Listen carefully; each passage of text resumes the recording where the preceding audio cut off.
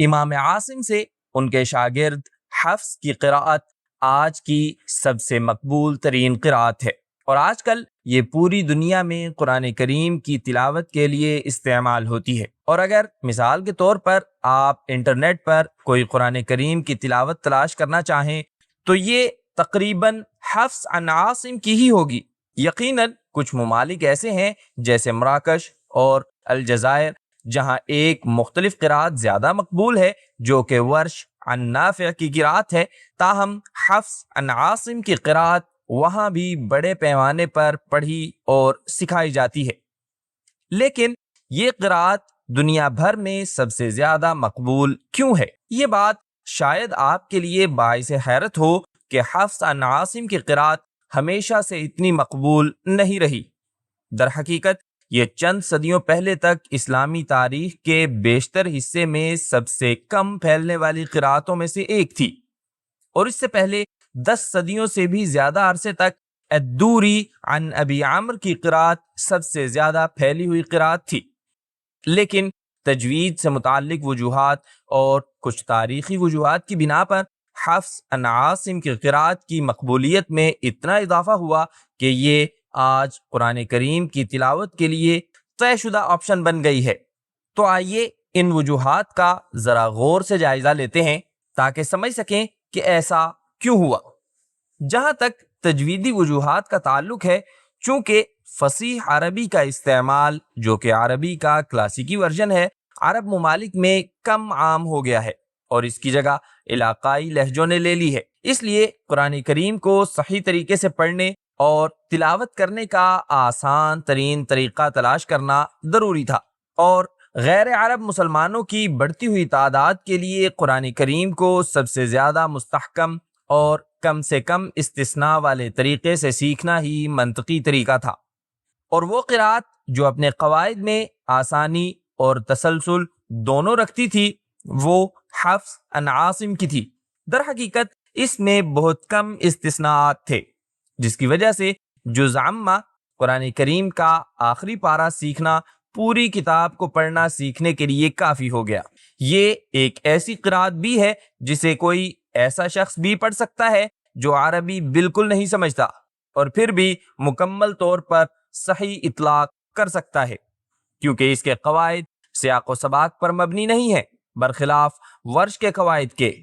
مثال کے طور پر جن میں سے بعض کے لیے یہ ضروری ہے کہ آپ کچھ تجویدی قواعد کو لاگو کرنے کے لیے کچھ الفاظ کی گرامر کی حالت کو سمجھیں، جیسے میم الجمع کا قاعدہ، جو کہ الفاظ کے آخر میں آنے والی ایک مخصوص قسم کی میم صرف اس وقت لمبا کرنا ہے جب وہ اسم جمع یا ضمیر کو ظاہر کرتی ہو۔ تو ورش کے مطابق ہمیں پڑھنا چاہیے وَخَلَقْنَاكُمْ أَزْوَاجًا، میم کے ساتھ مد جوڑتے ہوئے، کیونکہ اس صورت میں میم اسم جمع کی طرف اشارہ کر رہی ہے۔ اب قرآن کریم کا ہر لفظ جو میم پر ختم ہوتا ہے وہ جمع کے اسم کی طرف اشارہ نہیں کرتا، لہٰذا آپ اس قاعدے کو لفظ کے معنی اور اس بات پر منحصر کرتے ہوئے لاگو کریں گے کہ آیا یہ جمع کی طرف اشارہ کر رہا ہے یا واحد اسم کی طرف، لیکن حفص عن عاصم میں یہ قاعدہ سرے سے موجود ہی نہیں ہے، اور آپ میم پر ختم ہونے والے تمام الفاظ کو بالکل اسی طرح پڑھیں گے جیسے وہ آیات میں لکھے گئے ہیں۔ وَخَلَقْنَاكُمْ أَزْوَاجًا، اور اس کے لیے یہ ضروری نہیں ہے کہ آپ خود لفظ کو سمجھیں، اگرچہ ایسا کرنا یقیناً ایک بہت اچھی بات ہے۔ حروف علت کا تلفظ بھی ایک کردار ادا کرتا ہے۔ الف سے پیدا ہونے والی آ کی آواز پورے قرآن کریم میں حفص عن عاصم کی حد تک ایک ہی طریقے سے ادا کی جاتی ہے، لیکن بہت سی دوسری قراءات میں امالہ نامی ایک چیز ہوتی ہے جو الف کی آواز میں دو اور تبدیلیوں کا اضافہ کرتی ہے جو اے اور اے ہیں۔ یہ آوازیں کچھ عربوں کے لیے بھی بہت مشکل ہو سکتی ہیں، خاص طور پر اس حقیقت کی وجہ سے کہ عرب اب بالکل فصیح زبان نہیں بولتے، لہٰذا غیر عرب کے لیے ایک ایسی مہارت کو سیکھنے سے گریز کرنے کی کوشش کرنا بالکل قابل فہم ہوگا جو خود عربوں کے لیے بھی مشکل ہو،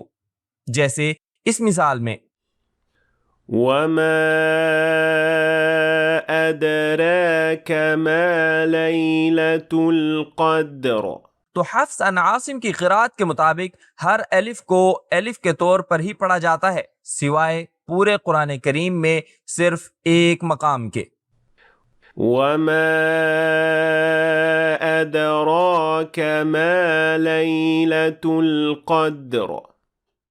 یقیناً دیگر مظاہر بھی ہیں جیسے تسہیل اور ابدال، جس میں آپ کچھ خاص حالات میں حمزہ کو الف یا واو میں بدل دیتے ہیں، جیسے مثال کے طور پر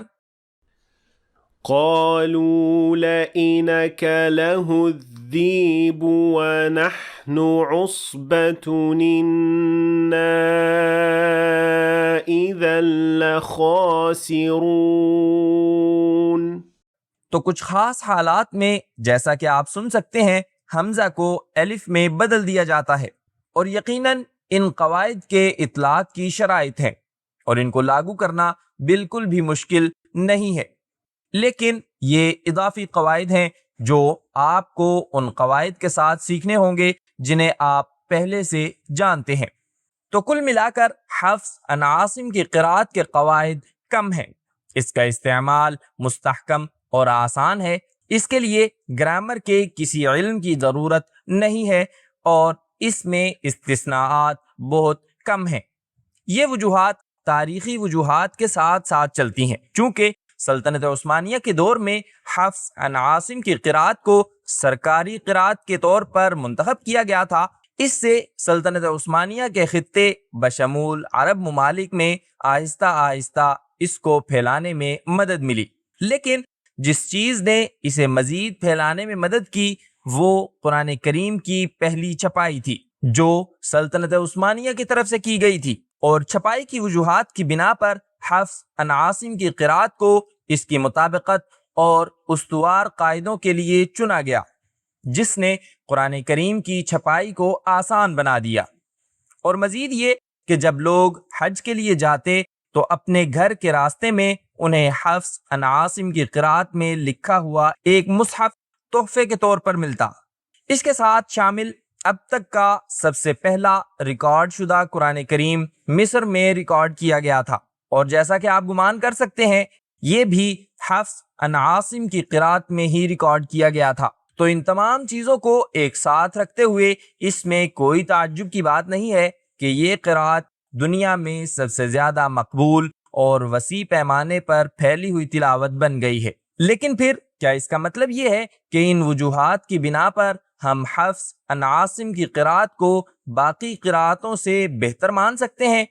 جی نہیں، ہم یہ نہیں کہہ سکتے کہ کوئی ایک قرات کسی بھی لحاظ سے کسی دوسری قرات سے بہتر یا برتر ہے، صرف اس لیے کہ وہ تمام قرآن ہیں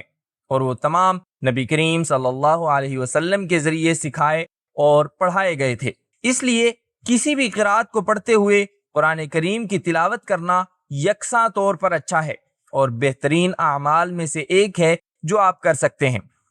دیکھنے کا شکریہ۔ اگر آپ قرآن کریم کی تجوید سیکھنے کے لیے اپنا سفر شروع کرنا چاہتے ہیں تو آپ اس لنک پر کلک کر سکتے ہیں، اور اگر آپ عربی میں قرآن کریم کو سمجھنا چاہتے ہیں تو آپ کو اس لنک پر کلک کرنا چاہیے۔ اور مجھے امید ہے کہ آپ نے آج کچھ نیا سیکھا ہوگا۔ اگر سیکھا ہے تو ویڈیو کو لائک اور شیئر کریں تاکہ دوسرے لوگ بھی فائدہ اٹھا سکیں، اور اگر آپ مزید ایسی ویڈیوز دیکھنا چاہتے ہیں تو ہمارے چینل کو سبسکرائب کریں، اور انشاءاللہ ملاقات ہوگی اگلی ویڈیو میں۔